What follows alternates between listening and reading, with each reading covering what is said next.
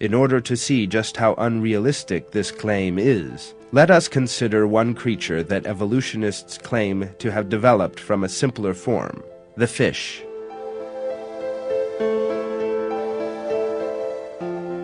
If you examine any species of fish, you will see that in order to swim, all it has to do is wave its tail.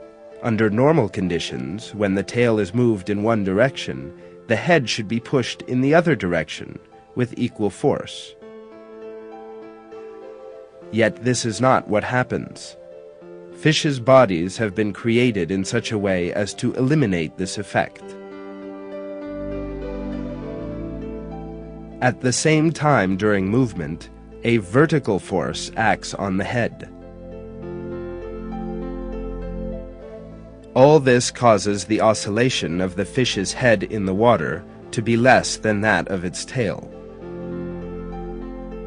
This difference enables the fish to move forward through the water. How quickly the fish moves forward depends on how rapidly its fin moves to the right and left of the axis passing through its backbone. The speed increases as the fin nears the axis and decreases as it moves away.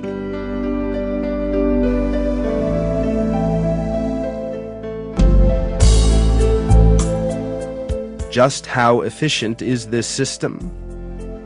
Observations have revealed that when a fish that's hanging immobile in the water, once frightened, is able to move at a very high speed.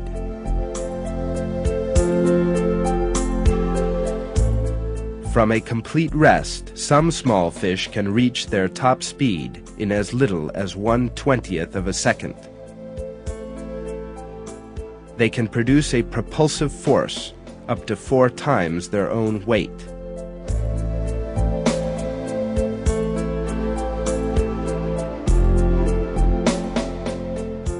There's an additional point that we mustn't ignore. Fish exhibit this impressive performance in water, whose resistance is higher than that of air. Bearing that in mind, you can see just what a superior performance this is, and some species of fish exhibit it even against the current. Salmon are definitely the most excellent example of this.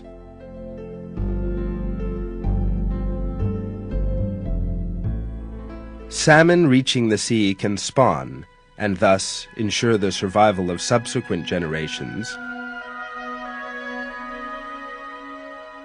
only by reaching the same river where they were hatched and laying their eggs there. In order to reach their spawning grounds, therefore, salmon have to constantly swim upriver against the current.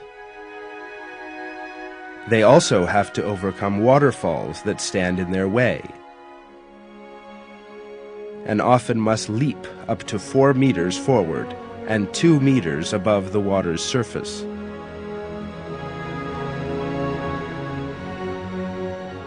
During these leaps, salmon leave the water at a speed of 24 kilometers an hour.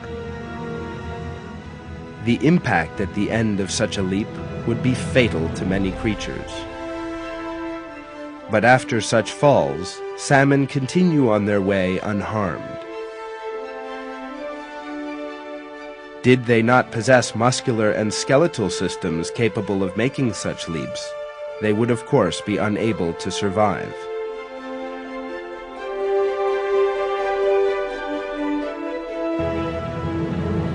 We know that fish do not move forwards only. They cannot survive without being able to move up and down. This problem is overcome with another structure that God created in them.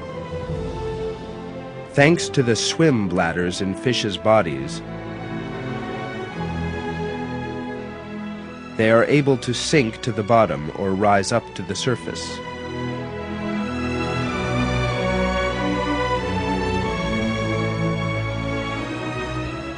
When a fish descends to the depths, the physical effects of the water on it change.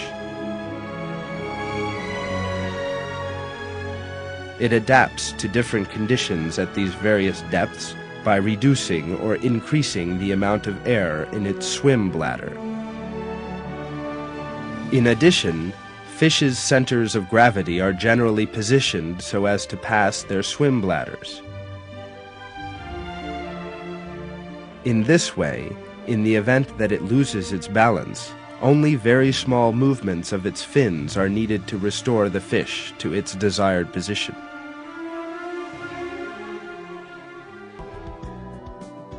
Most fish are covered in a very resistant skin, consisting of an upper and a lower layer. The upper contains glands that secrete mucus, whose slippery or sticky texture helps reduce friction to a minimum as the fish moves through the water. This permits fish to move faster. Moreover, this slippery property makes it harder for predators to hold on to the fish if they seize it, while also protecting it against far tinier predators in the form of infectious microbes and microscopic organisms. In their outer skins, fish also have a keratin-like layer that prevents water entering the body and maintains a stable balance between the pressure inside the fish's body and that in its external environment.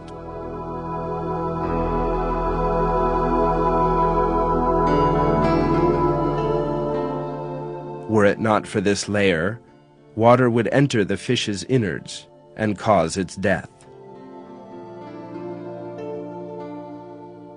As we have seen, many systems must coexist in order to facilitate fish's movement through water. The structures and functions of these systems are entirely different from and independent of one another. Yet any one is of no use without all the others, and any deficiency will spell death for the animal.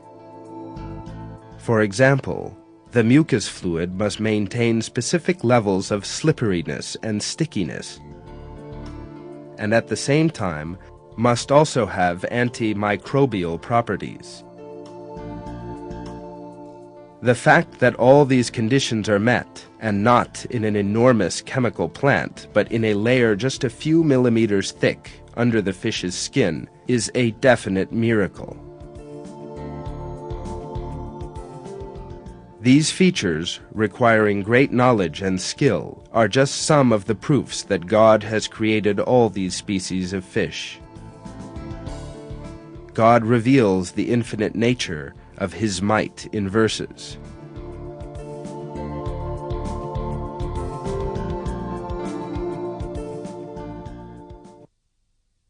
Everything in the heavens and earth belongs to Him. Everything is obedient to Him, the originator of the heavens and earth. When He decides on something, He just says to it, "Be," and it is.